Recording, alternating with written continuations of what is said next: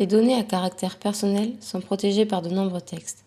L'article 8 de la Convention européenne des droits de l'homme énonce un droit au respect de la vie privée et prévoit la protection des données à caractère personnel. L'informatique ne doit porter atteinte ni à l'identité humaine, ni aux droits de l'homme, ni à la vie privée, ni aux libertés individuelles ou publiques.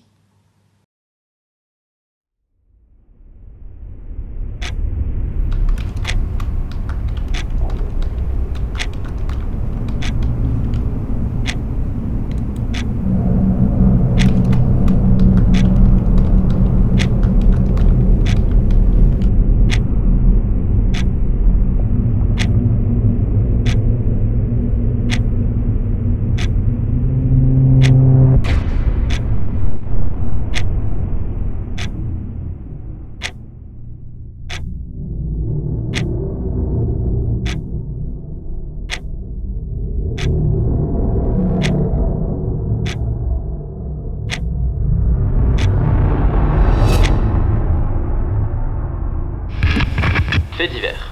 Des émeutes ont encore eu lieu hier soir près de la mairie. Le mouvement de lutte activiste anti-développement de nouvelles technologies aurait tenté de faire pression sur le maire dans l'espoir d'obtenir gain de cause dans leur lutte acharnée contre le voyeurisme sur Internet. D'après nos sources sur place, le leader du mouvement aurait été placé en garde à vue. Cependant, d'autres manifestations sont d'ores et déjà prévues dans le courant de la semaine prochaine.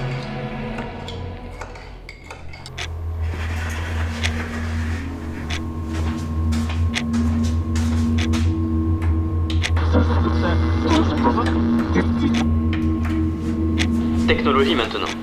Les ODNV opposant au développement de nouvelles technologies ne risquent pas de calmer leurs ardeurs.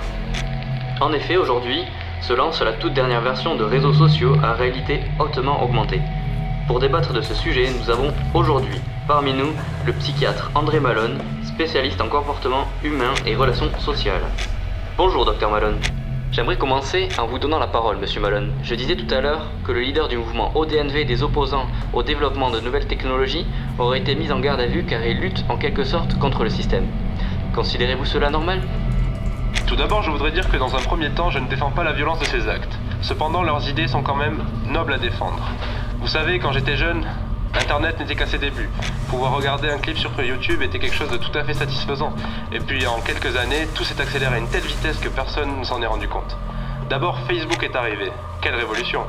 Puis de plus en plus d'applications qui nous proposaient de nous prendre en photo, nous publier, interchanger avec n'importe qui, parfois même avec des inconnus. Tout cela sous prétexte que c'était marrant et qu'à travers un écran, il n'y avait aucun danger.